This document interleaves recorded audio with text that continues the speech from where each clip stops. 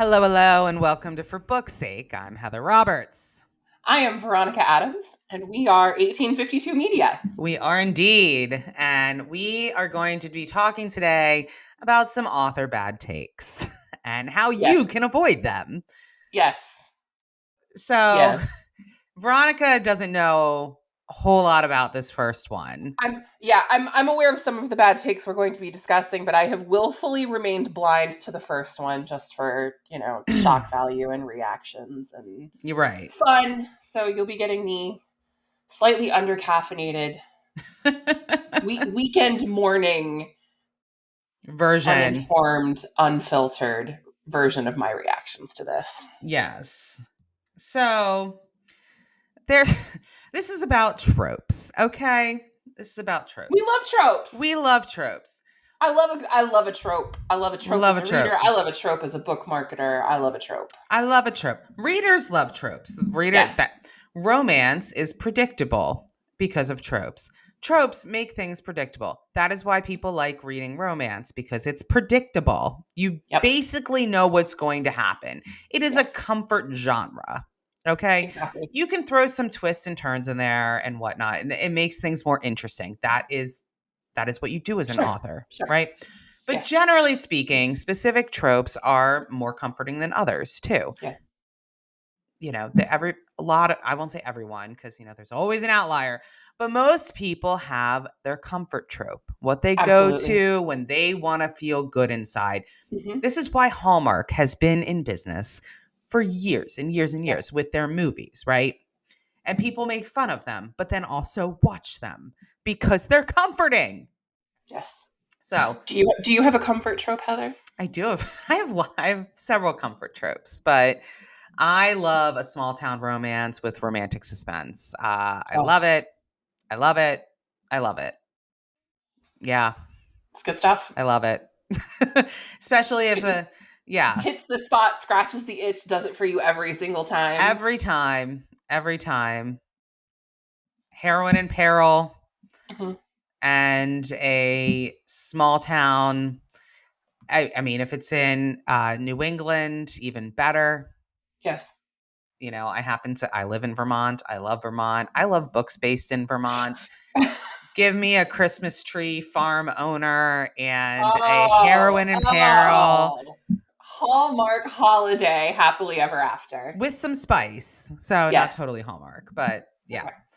The Hallmark to HBO pipeline. Yes. Hallmark to Netflix pipeline. What's your comfort trope, Veronica? Oh, okay. I have two. Friends to lovers in any genre, right? Like subgenre of romance. Okay? Yeah. Like I don't know. That's how my husband and I got together. We were friends to lovers. Yeah. So I guess maybe like that's the lane I'm in. So it's the lane you love. Love that. And then also, I am a sucker for the billionaire boss office romance. You are. Oh. I just love it. So yeah. I don't know what that's about because I've never had a boss that I had a crush on, but ooh. You love it. Ooh. I do love a billionaire romance. My second comfort trope, I would say, would be very close to sort of 50 Shades of Grey premise, where you have a billionaire who falls in love with a average, like monetarily wise. Forget Christian. Gideon Crossfire series, Sylvia Day. Gideon all day long. Like that is. Yeah. Gideon is my Gideon Cross. Yeah. Makes my heart go. Not that there's anything wrong with Christian Grey. I'm just saying, But I think that is, I'm bringing it back. The Battle of the Billionaires, I would pick Gideon all day long. Same. I would even throw in the Jay Kenner series with Damien. I was Damien like, Stark. I almost had a mental break there. Yeah, Damien Stark. I love him too. Love Damien Stark. Yes, for sure. I just bring it back to 50 because I think that's where it originated. It's the OG. It's the OG. And I love a little light BDSM in the book too. Not 50 style. That doesn't really, it's fine. Yeah. But there are other authors who I personally think do it better. And you throw in romantic suspense in there. I'm like, I'm hooked. So that's my personal trope. Yeah. I also like a rom-com in the billionaire boss trope subgenre. Right. Like I like it lighthearted. I like it, yeah. Very like almost chick lit kind of heroine's journey, right? But then also you've got the office romance happening between her and the mogul she works for. So yes, good stuff. We love it. Him. MM is cool too. So yes, tropes have been done so many times. We just mentioned multiple series that write in the similar trope. Yes. Some could argue they're the same book. They're not the same book, but not even close. A lot of similarities. But there's a lot of similarities. Absolutely. Definitely not the same book, not the same Not series. even close. And this is why I love having tropes, because you can write totally different books with similar feels. That is literally the point. I mean, if we look at the Alex Cross books and James Patterson in Mystery, they are literally the same book over and over and over. He solves a mystery. It is a trope. It's wonderful. People eat them up because they love the predictability of it. Yes. Okay. You know exactly how your brain is going to get massaged while you are on this adventure, and it's exactly what you need. You're right. So there's an author this past week. Author Trelina Pucci. Oh, I know Trelina. I don't know her personally. I know of her. I am familiar with her books and her brand. She unfortunately had a bad take this past week. She wrote in 2022, I believe it was December-ish of 2022, released Tangled in Tinsel. Very As popular. You do. That sounds like a great holiday title. It was a Snowden Why Choose Romance. Yes, we love a Snowden Why Choose Romance. And all was well. I mean, she was very successful with that title. I remember seeing it come out. I remember seeing how popular it was. The cover was, red, had some tinsel, had some, it was great. So, unfortunately, there's another author who released a book on October 24th of this year, 2023. Her name... 5 days ago as we are recording this podcast. Yes. Okay. Her name is Eva Ashwood. Okay. The book was titled, hold please, Unwrapped by Them. And it is a Snowden Why Choose Romance. But Unwrapped by Them gives me reverse harem vibes. We got an MFM Menage reverse harem group of guys situation going on here. Yes, I think they both technically are that, but they're using Why Choose as the instead of the reverse harem because of the questioning of the terms. But yes, I believe they're both. Okay, the light bulb is fully on now. I swear to God, I had my coffee this morning. But yes, of course. Why choose? Yes. Why choose between? Yes. Yes. Here we are. Last horse crosses the finish line. Okay, here you are. Welcome. So Eva was promoting her title, right? As one does. And she was posting these countdown teasers on Instagram. Mm-hmm. Trelini decided to post her feelings and started commenting on some of these Instagram posts on Eva's page. What? Yes. Saying things like, whoa, hot teaser. I almost thought this was me. Merry Christmas. Oh, girl, no. Yeah. Then we don't do that. Yeah. We don't do that. She then apparently posted a 3-minute rant, which she has since taken down. Good. And I can't find it anywhere. So that is a blessing for you, Trelini, because if I can't find it, no one's posted it again. It's been pretty well scrubbed. But there is then a story that she had posted where she has her middle finger going like this on her eye. And the caption, she posts in big words that says, the photo of a girl who is hella tired of her plots, premises, and fucking ideas repurposed by authors smaller and larger. Get your own ideas, losers. Jesus Christ. Okay, I heard that last line in Donald Trump's voice.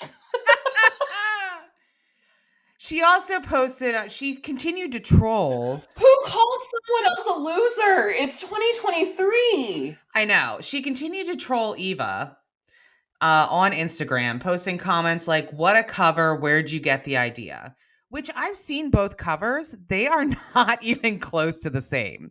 Like, not even close to the same. So Trelina thinks that she invented Why Choose and that it belongs to her. Like, apparently, Why Choose Snowden romance? She has apparently decided that she's cornered the market. Did she trademark it? Well, you can't. Did you copyright it? You can't, because it's a trope. Did she register it in any way, shape, or form? No, obviously not. Also, so there is. I know. Point. Oh my god. I know. That's your point. So there's a TikTok creator who actually received an arc of Eva's book. Okay. She had read Tangled in Tinsel, right? So like she read Trelina's book and then she got an arc of Eva's book. Yes, and she read it. Okay. And she found no similarities whatsoever. She then, after this she started seeing all this happening. She then actually took both titles, which don't do this, kids, but okay. She took both titles and ran them through a plagiarism checker just to make sure that she wasn't. I mean, they exist for a reason. Sure. And it came, the only identical or similar things in the title was the copyright page. Yeah. So there's no allegation of plagiarism here. Names, places, pacing, descriptive words, spicy scenes, none of it is similar or the same. Okay. The only thing that's the same is the trope, in that it's a Why Choose. Which, hello. Romance. I believe actually one of them has one more guy than the other. Like, so it's not even like the same amount of men. What the actual fuck is happening in Romance Landia? We're talking about a Why Choose situation between different group sizes. Yes. And an author is butthurt that her idea was allegedly stolen. Like, what's worse is that I don't know what happened behind the scenes, but I imagine things did happen behind the scenes, because probably Eva, that's usually what leads to this kind of drama. Eva took the book down. No, she didn't. She did. She took the book down. She was bullied enough to take the fucking book down. And kids, that is not okay. That is not okay. Eva is a smaller author than Trelina. Yeah, Trelina. I didn't recognize her name when you mentioned. Yeah. She's, she has a decent following on TikTok. I mean, she has two accounts, and they have like 34,000 so she has a decent. That's really good. Yeah, she has a great TikTok following. But her books are not as popular. This just goes to show you your social media, likes and follower counts is not always, translate into sales. Yeah. But yeah, she bullied her enough to get her to take the freaking book down. Oh my God. Which is infuriating. If there was an if anyone else ever tries to write a Why Choose, Trelina probably doesn't even have to say anything. Her readers are going to come for them. I mean, you know how many Snowden romances? I literally have 2 that I'm helping clients market right now. They're not Why Choose, but they're Snowden romances, forced proximity, because that is what you write in December, friends. November, December, winter, holiday. People like reading it. I like reading it. Yes. Not one of my like go-to comfort tropes, but I happen to enjoy that trope. Obligatory return to hometown for the holidays. Yes. Snowden. Skiing vacation. I mean, like you just stick to the winter themes with your tropes for your holiday books. Yes. Snowden is very popular. Very popular. And there's an author on Facebook right now who is collecting in the comments titles of Snowden romances. Excellent. So we're all going to go support these authors and read their Snowden romances. Yes, because I found that amusing and great. Because I love when obviously someone in the community has a bad take, and rather than simply aggressively holding them accountable for that, the community bands together to support the people who are hurt by the bad take. Yes, which is actually lovely. It is truly lovely. But I feel like it's important to name names in this situation and to share exactly what happened, because this is another situation of you can have your goal or you can have your reaction. But also, this is another situation where you as an author should not be saying everything that comes to mind, and perhaps also hire somebody like one of us, not saying us, but somebody like us, or get close people who are willing to tell you when you are spewing thoughts that are not Yes. sane. Yes.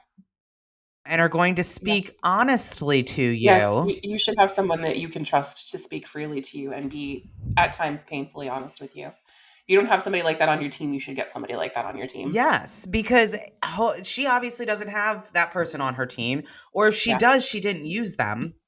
Yeah. Because any sane person who was being honest would have said, no, that is a trope. It is not anything like your title. This is Cockygate vibes all over It's it. very Cockygate vibes. It's, Oh. yeah. So I guess we learned nothing from the attempt to trademark the word cocky. Did we ever learn anything? No, we just repeat the same mistakes over and over again. We're due for another plagiarism scandal in the next 6 months. We are. Well, speaking of, not learning anything. So another bad take that we had this week. Oh, yeah. And I feel like we have to address it. We do. We will address. I don't want to, but we do. Well, listen, we'll address things with authors big or small. I mean, we have to talk about these things because if we don't talk about them, we are destined to repeat them. So if we can get this information out to more people and talk about it in a way that is understandable and puts all the facts out, then we're going to do it and is fair. We think fair. Hopefully, you do too. So Jodi Picoult, who recently I've learned how to say her name correctly. Yes, it's Pico. So it's Pico. I had no idea. Yes. If you were calling her Jodi Picoult, that is not correct. It is Jodi Picoult. So now we all know who I'm talking about, because before people were probably like, who? Yeah. Jodi Picoult. So she has somewhat recently created a TikTok account, and I'm thrilled about it. She's done a lot of amazing work with, love to see it.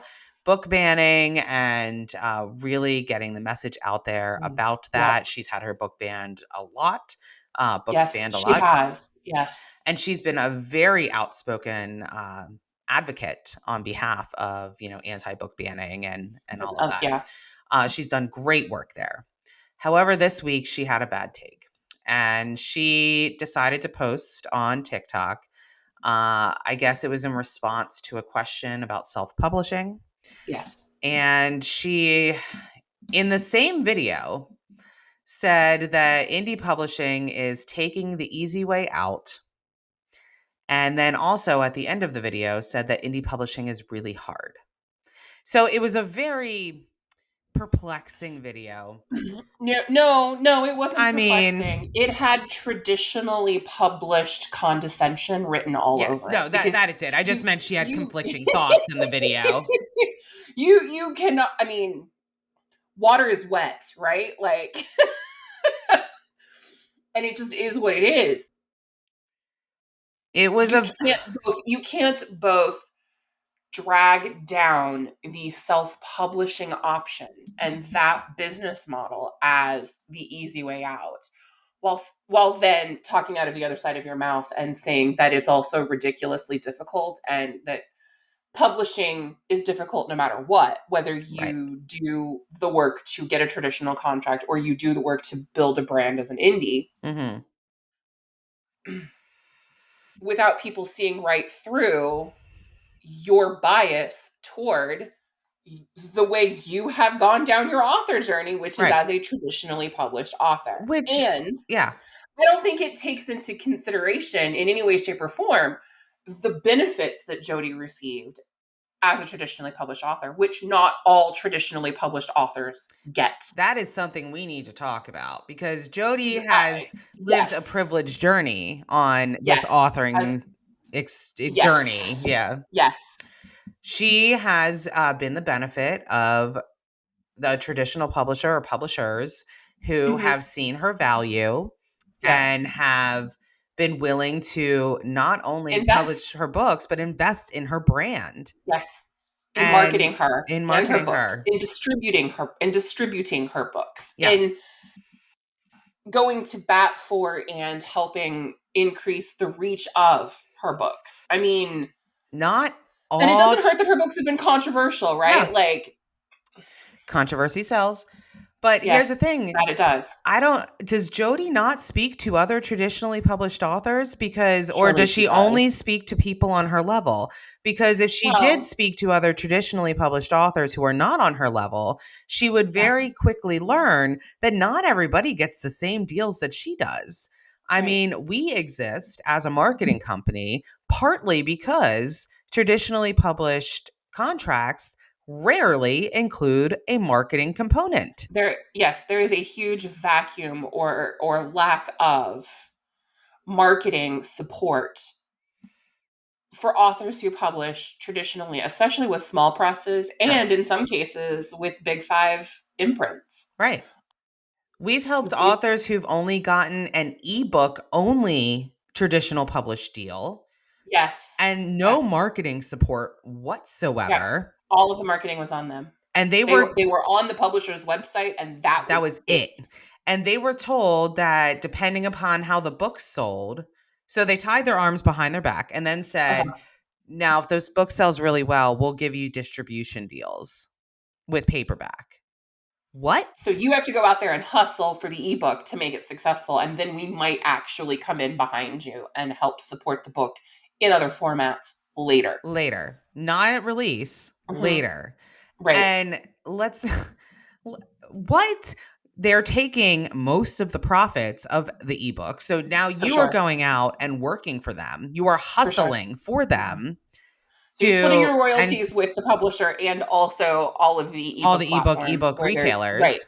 Right. So you have just taken your royalty and split it probably 60-40 or better in favor of your publisher. So sometimes you're getting 70-30, yeah. Well, I mean, yeah. And so you're making significantly less than an indie author would. Correct. And doing all the work. A similar result because you're still doing all of the marketing work. The publisher isn't doing it for you. And this happens every day.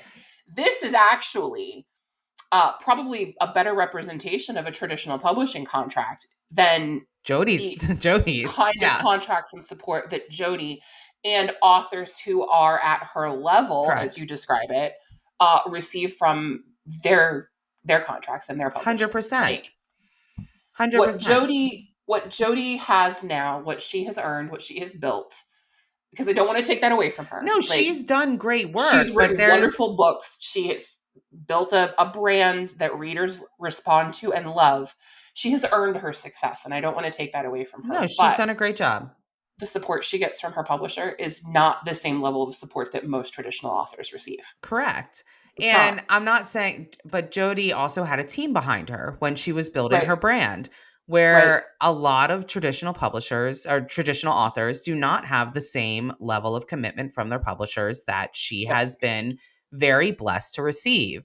And some acknowledgement of that would have maybe been helpful in that video, instead of simply saying that self-publishing is hard. Yes, of course it's hard, but also you get to keep. It's also the easy. Don't forget, it's easy way out. But you also get to keep all the profits. And then at the end, she conflated self-publishing companies with self-publishing. I'm like, I had to sit there and think, Jodi, do you actually know what self-publishing is? Because she was saying, she had several friends who were talking about going to these self-publishing companies. One, they are vanity presses. Don't go to a vanity press. Run from vanity presses. Well, I mean okay. If you want to get into bed and do business with a vanity press, do it fully informed and with your eyes open. What you're agreeing to, because what you're doing is you're doing a royalty share, a profit share with someone who's probably not going to do much for you. And you're paying them up front. Right. These vanity presses are even more disastrous, financially speaking, because you're going into your publishing journey deeper in debt, investing into your book because you pay the press to publish your book for you. So, and you're splitting the royalties with them. Press who's even worse than a small press who's just splitting royalties with you for doing nothing. Right. Very little, putting you on their website. Yeah. Maybe sending out a press release if you're lucky. Yeah, I mean, it's not a great deal. I mean, it's really not. We don't obviously support them. no. We don't think that they're in an author's best interest, but there are authors out there who use them and who like doing business with them. And That's their I don't. prerogative. Just know what you're getting yourself into. Exactly. And Exactly. so Jodi talks about at the end of her video, she talks about, don't do these things, whatever. And I'm like sitting there thinking like, Jodi, that is not the only way to self-publish. She was speaking about it in the way that like, that's the only way to self-publish. Yeah. Like, no, you can literally do everything yourself. You also can distribute yourself. Yes, You can go to Barnes and get yourself in Barnes and Noble. You can get yourself in Books A Million. You can get yourself in these places. There's a process. It is risky, and oftentimes requires some capital investment on your part. Yes. I mean, shouldn't say oftentimes. 100% of the time requires capital investment on your part. It is part of your strategy that you are going to have to invest money in first before you make a profit from it. It's not just going to magically happen for you. But if you want to do that, you can do that on your own. You do not need a traditional publisher to do that for you. Now, is the risk lower for you as an author if a traditional publisher does that for you? Yeah, 100%. That's the reason why people go to traditional publishing. Depending on your contract. Yeah. I mean, your traditional contract may require you to reimburse the publisher for... That's true. For returns. Advances that they pay you that they don't actually profit on. That's true. Yeah. I mean, it all depends. It all depends. That's a lawyer answer. But it is possible for the risk to be minimized. Yes. And generally speaking, it is. Yes. If a traditional publisher does it for you. Exactly. Sure. But something that author Catherine Beale brought up in a TikTok video that I don't know if you saw it, but I thought that she was very well spoken. She was responding to Jodi's video. And she was stating basically about how traditional publishing is a very gatekeeping mentality. It's so 100%. This is the old guard saying that, we don't want, certain things published. New York Times bestseller list. Yes. Not a reflection of actual numerical bestsellers, a reflection of books that the New York Times editorial staff deems worthy of being on the list. Yes. 99% of them are traditional. 99.9% of them are traditionally published books. And they are not an accurate representation of the books that sold best that week. No, not at all. Not at all. And what Catherine's point was essentially that she's like, Jodi, you are such an advocate against book censorship. So your take here is not, she said it much more eloquently, but basically saying that her take here does not line up with her actual belief system that she's shown us that she believes. How can you support an oppressive system that squashes the publication of so many books that are probably wonderful books that readers will love in many cases, maybe not all, but in many. Great books that should have to be filtered through this system that gatekeeps them from the readers who could love them and enjoy them now. Right. When you yourself are an advocate against censorship. Correct. Like there's some dissonance there. That does not match up. To be truly so openly against censorship and yet at the same time also so openly in favor of the traditional publishing model that is censoring. Yeah, and not always just about putting out the best books available. Absolutely. It's very political. It can often discriminates often against marginalized and discriminated against anyone who was not white and male. Yep. I mean, there are so many times that clients have come to us and have said that they have tried to shop whatever title that they, to traditional publishers through agents and things like that.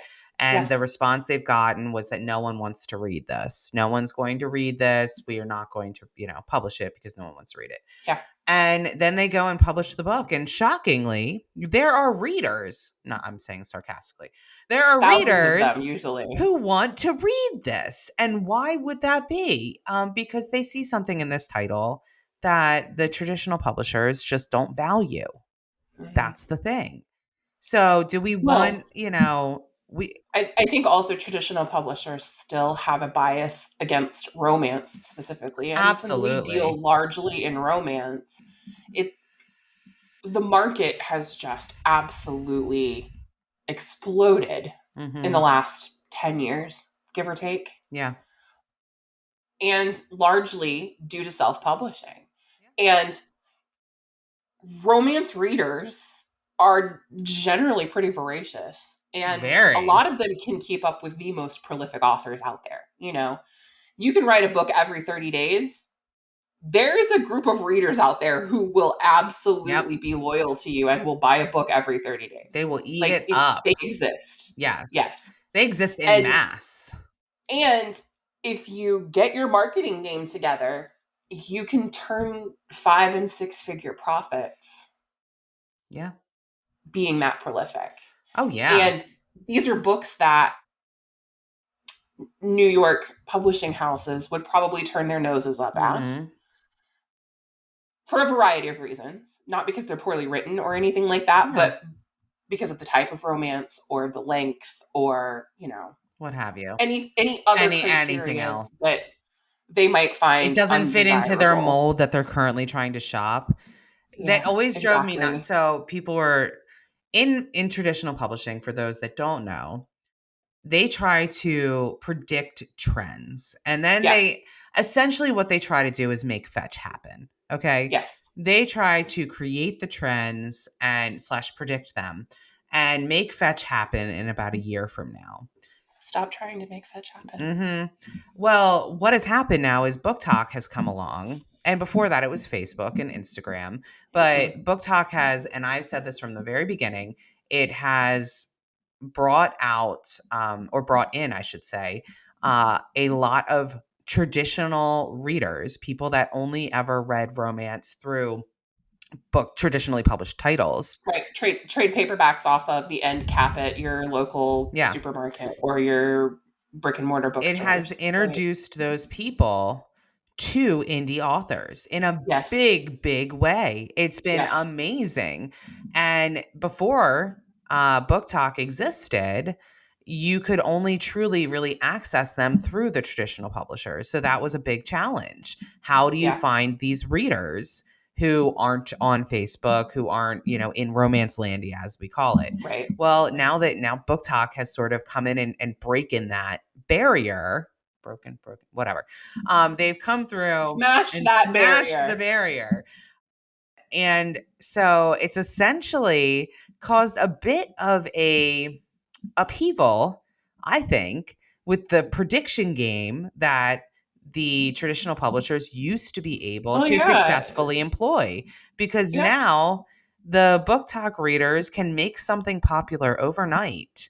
They can make a genre, a subgenre popular overnight. Whereas before we were all sort of, you know, pushed along into believing that XYZ was going to be popular because that's what there were, you know, 20 books coming out from traditional publishers that had to do with cowboys. So cowboys must be popular. Right. See what I'm saying here? And now that doesn't work anymore. It's glorious. I love it. Amazing. It's amazing.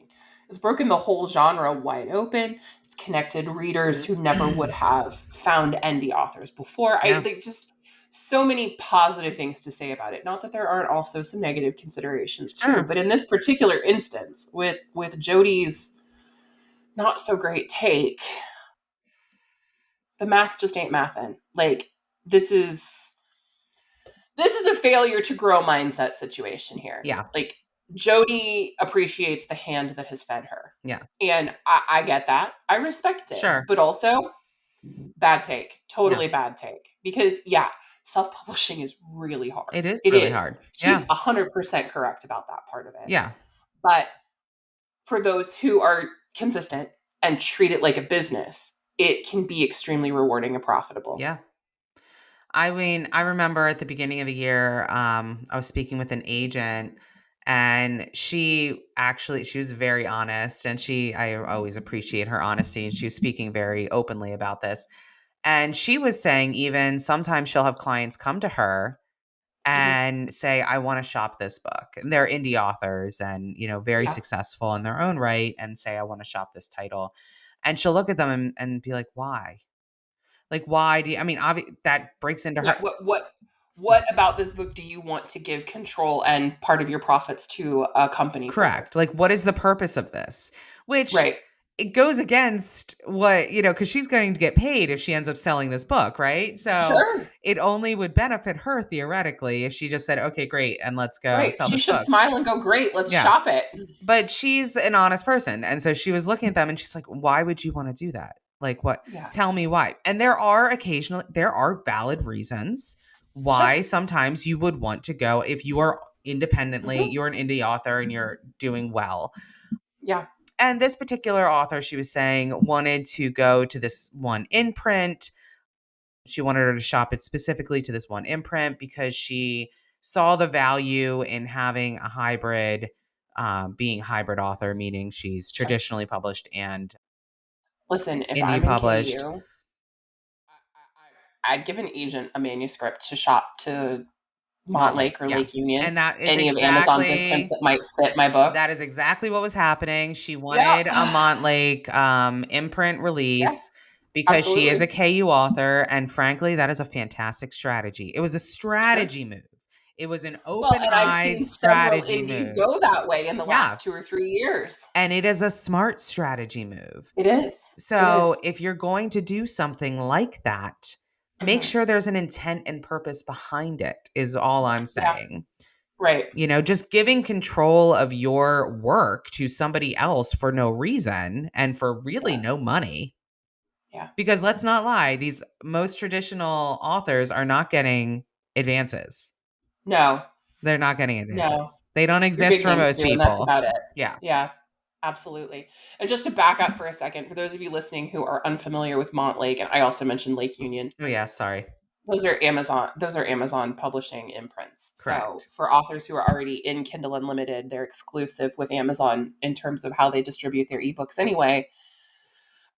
Publishing deal with Amazon, any of Amazon's imprints, as Amazon does, it takes care of its own. It can be very lucrative for the author across their entire backlist, not just for the book that they release via Amazon. Correct.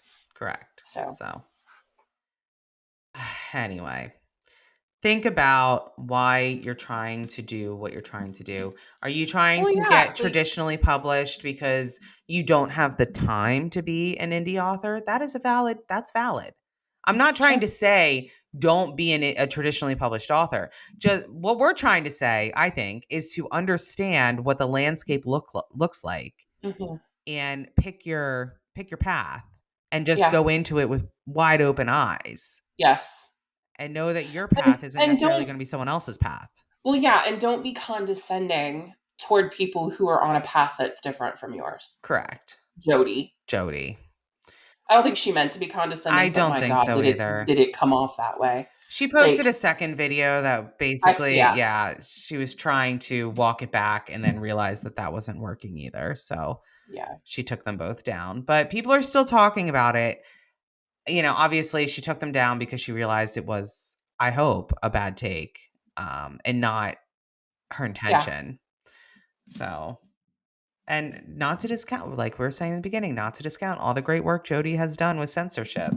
And her books are great. The great work Jody has done as an author. I love her books. Her books are fantastic. They're wonderful. Yeah. And I think that's what a lot of people are sort of wrestling with is, they're fans, they're fans. And this author that they truly respect and have, have always thought great things of has come out with this bad take. So, Yep. I think that leads us into our marketing tip of the week. Oh yeah, you've got a good one too. Spoiler alert, I heard it before we started recording. This is good. It goes into what we've been saying this whole time, but just because you think something doesn't mean you should post it on social media. And this is a true marketing tip for real. No, it absolutely 100% is. You need to run your thoughts through a filter before you put it onto social media for public consumption. I mean, you don't have to. But you don't have to, but this goes back to you can have your goal or reaction. Yeah. I mean, think about the effect of the words that you are typing or speaking. Mm-hmm. What are you going to Mm-hmm. get for you Right. out of what you are putting on social media? This is for a business. I'm not trying to, I'm not trying to censor anybody. You can say whatever you want to say on social Yes. media, but you Sure. don't get to choose the consequences. You Right. get to choose your actions. Others get to choose your consequences. Yeah. Yeah. So if you, yeah. Yeah, as a reader, and this is me speaking as a reader, not as a marketer, not as someone in Romancelandia in any way, shape, or form, just as a reader privately. I'm probably not going to buy another one of Trelina's books until she apologizes for this Eve thing that with Eve Ashwood. Like that is just that's a hard line for me. Like that's bullying, and it's icky. It's awful. I'm gonna vote on that particular issue quietly with my wallet and not support the bullying author until there has been some sort of accountability and apology. And if that never happens, okay, then she's lost a plenty reader. of other authors for me to read. That's the thing with this saturated market. Yeah, you can be who you want to be. Just know that there are potentially consequences if you decide to take some bad takes. Right. And if you don't want there to be those types of consequences, be a nice human and, treat others well in this industry and it will come back to you. Yeah. Yeah. Also, not everything you think needs to be shared publicly on your little social media diary. Like that's a common sense, good behavior practice to engage in no matter what you share or post about. Yeah. Not everything you think needs to be a post a snap or a tweet or an X. Are they still tweets even though it's X now? I don't know what they're called now. I'm not on the platform anymore. I'm not because either. It got so toxic. I had to just abandon it. I left. I still have an account, but I don't use it ever. I don't either. Is it an X now? Maybe an X? I don't know. I should know, right? Your husband would know. He does, I'm sure. I should have asked him. I don't know what it's called. I think it's an X now. I don't know. But that is a marketing I broke up with it, so it's an X to me, I guess. For business purposes, really think about what is each post trying to do for your business. Yeah. And you can speak about things that are controversial. I'm not saying that, and you should speak about things that are controversial. If you as a person who owns this business is passionate about those things, absolutely, just do it in a way that comes from a place of knowledge and understanding, and know that, you're going to potentially get some controversy on it. Fine. Prepare yourself for that. Be solid in your stance enough to be able to take whatever that is. Yeah. And just, know how that's going to go. That's fine. Do that. But what we're saying is don't just, have a thought and immediately post it on the internet without any sort of thought behind it. Their author's Instagram and don't do that. That's just bad. Directly imply that they stole their book idea from you. Like that's really bad. I mean, if they did that, okay, fine. But like, if they really did that, your lawyer should be talking to their lawyer. You should not be happening. Yeah, you should not be commenting if there's a real plagiarism allegation here. Do not no. Refer to legal. Yes. Don't engage. Why are you engaging? Engaging makes you look petty. And as much as we love a petty moment on the internet, we do. Judges don't. So they really don't. Veronica and I have been there. They don't. Oh God, they don't have love we it. ever? And especially if you're talking about federal copyright issues, if you federally filed your copyright, you're going to be finding yourself in federal court. I will tell you that federal judges have even less of a sense of humor than state court judges. Yes. Like we're talking exponentially less. So you might find yourself very funny right now, but all of my most like hateful and or grouchy, grumpy, make you want to shrivel up and die moments from practicing law come from federal court. Every single one of them. Oh yeah. Every single one of them. Oh yeah. Woo! Yeah. Thanks for the walk down memory lane. No problem. Literally my asshole is clenching just thinking about some of those moments. Like, I know that's vivid, but they are not the kindest. No, they're not. No. They're not. Even when you're the attorney and you're not actually the person who did the thing that they, Oh, you're just there representing the party. Yup. A party. A party. Yeah. They're not all that way. They're not all that way, but there's enough of them. All of my experiences with that kind of heart-stopping, I just want to shrivel up and die moments happened in federal court, for sure. Yeah. All of them. So, yeah. My first time in federal court, I was immediately struck with how the arguments were not really arguments so much. So in state court, for those who don't know, you can go into court and passionately argue your position, okay, as an attorney. Yes. As a pro se person, you can there's a lot of theater in state court. There is a ton of theater. You can literally, the phrase, maybe you don't, that you can, if you have the facts, you bang on the facts. If you have the law, you bang on the law. If you have neither, you bang on the table.